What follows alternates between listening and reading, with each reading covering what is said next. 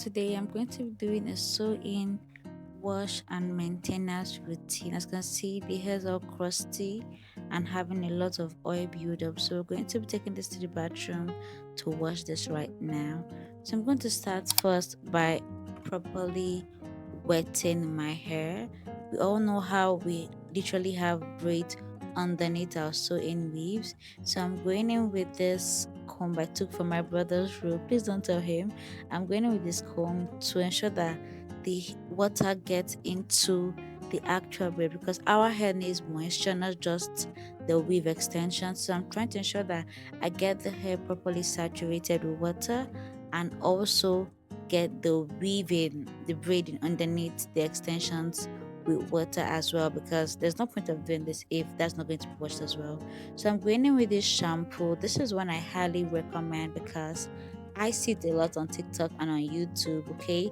And this is also very good for your hair extensions as well. So it's like a two-in-one. So I started with my leave out because I did a 360 in. So I'm starting with my leave out because that's where I majorly have most of my dandruff and my itching and my scaling coming out from. So I go in with it and I ensure that I saturate my scalp properly. I'm not just washing the ends of the hair, the root. I'm also going ahead to ensure that the scalp is properly saturated with shampoo. And I do this over and over because, like I said, I have a 360 hair. So I do this all around and then I take whatever I have left and then run it on my hair extensions, like how you typically would want to wash your hair extensions if you had them out of your hair. So you want to do this until you're satisfied. I just massage the hair and I'm majorly focusing on ensuring that I get the shampoo inside my hair, not really inside my hair, but like on the braids underneath it. And then once I'm done with this first round, I go ahead to wash it all up.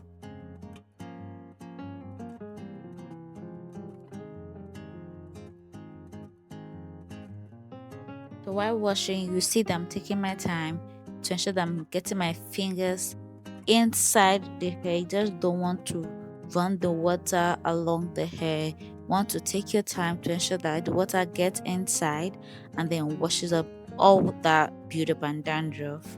And then I'm doing this again, like how you typically want to wash your hair multiple times. I typically wash my hair twice. So I just did this twice. Like I focused most of it on my leave out, like I said. And then I then took my sweet precious time to ensure that I got my shampoo inside my hair. And when I saw that my fingers were not doing justice, I pulled out another method that I haven't seen anywhere.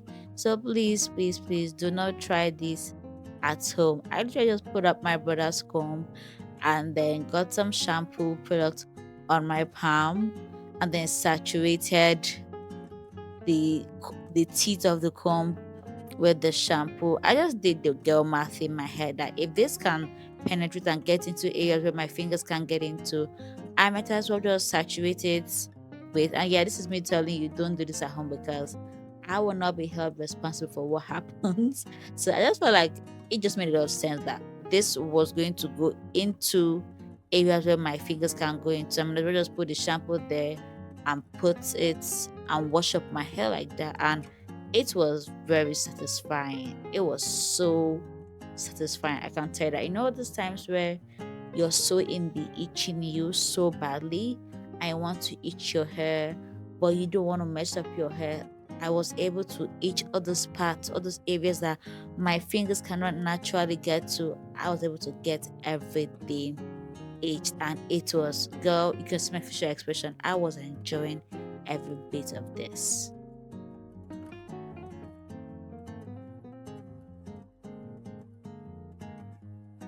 So knowing that my braiding was done in rows, so I was going row by row, and then when I felt like I did not put in enough shampoo, I went in one more round because I was not going to have the same itchiness that I was having before I washed my hair afterwards. So after I did that, I then took my time to focus on the hair extensions themselves because they are dirty, okay?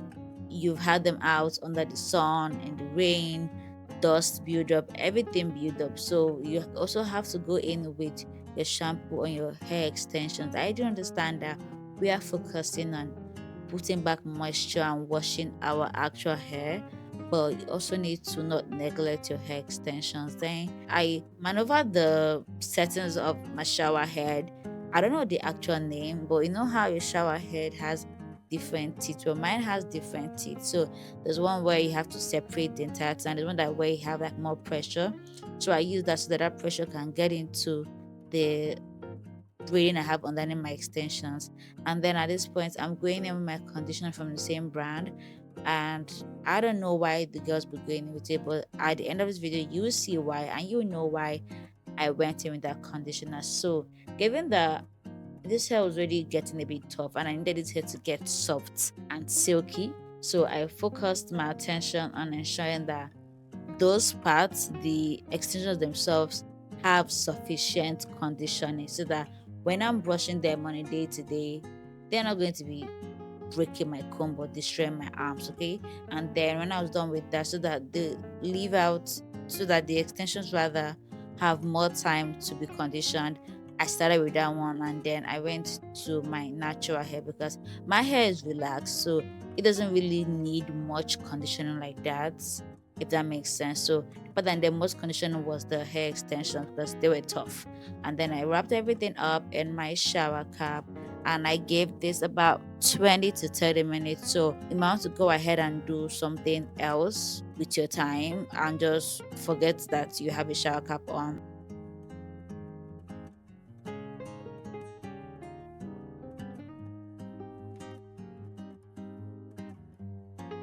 And then you come back and you have to use your hand to manually separate. So go with a very wide tooth comb.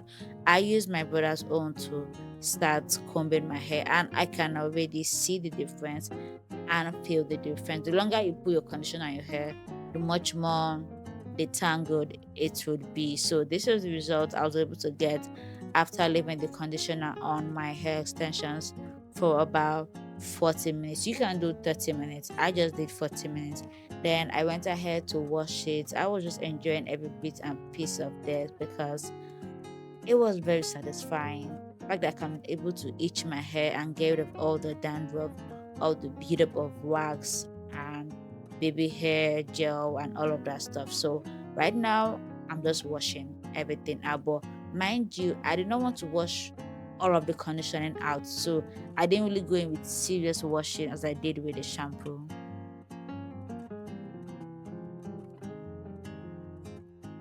So after washing it finally, I'm just wringing out the water and ensuring that the hair is not dripping water everywhere. I'm just trying to get the water out, and I'm literally going through it like as if I'm trying to rinse out clothes. So that is what's happening right now, and you can see the water is literally still dripping from the hair extension. So once I'm done with this, we are about to head up from the bathroom and get to drying the hair.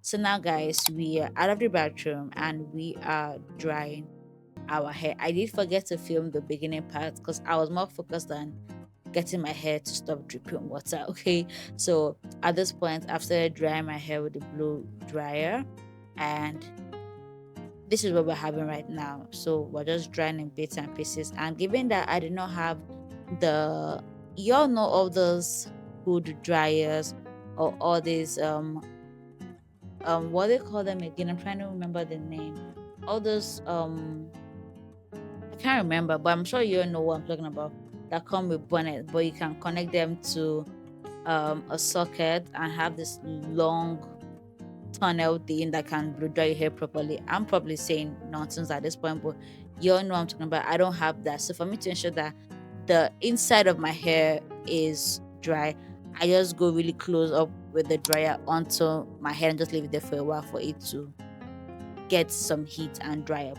So after drying the hair properly, it's time to straighten the hair. And like I told you, I did some 360 sewing. So I'm just separating my natural hair from the hair extensions itself. So I want to start by straightening out my natural hair, but not really straightening, just make it look a bit much more presentable so that it's not so obvious from the hair extensions, and I can try and blend out the leave outs to blend in. See what I did there? To blend in with the hair extensions. So I'm just combing it out, and I'm really impressed because my hair kind of looks like the color of the hair extensions. I'm just really seeing this right now as I'm recording this, but just combing it out so that when we start straightening it, it's a bit much more easier for us. So I did not go in with any product because there's just something about going in with products after just washing your hair. Because I mean, I just washed you off products, but I don't have to go back with products. I know you'll be like, oh my god, the heat damage and other stuff. Yeah, my hair is grass, so I don't really be getting heat damage like that.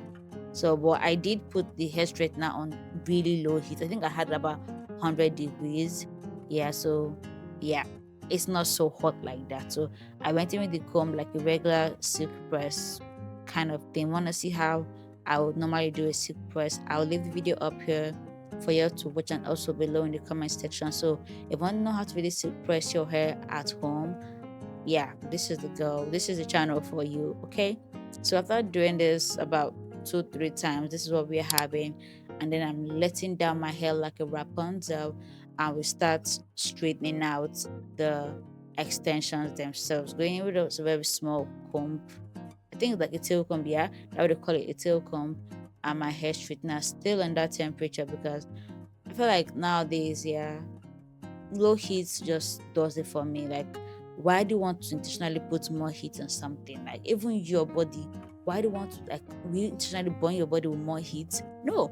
So apply the same care for your hair as well. So straightening the hair and just going about it easy peasy lemon squeezy, and imagining that this is my arm day at the gym and just trying to wrap up with this process at this point. So yeah, that's what we are doing.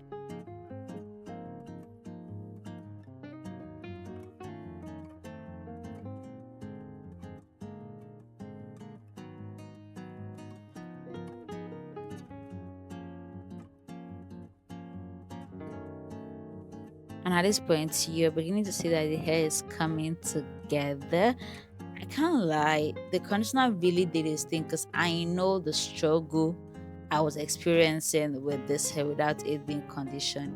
And to further blend out the fly out that I was having with my natural hair, I went in with this wax. I was being very light handed because, like I said, I did not want product on my hair.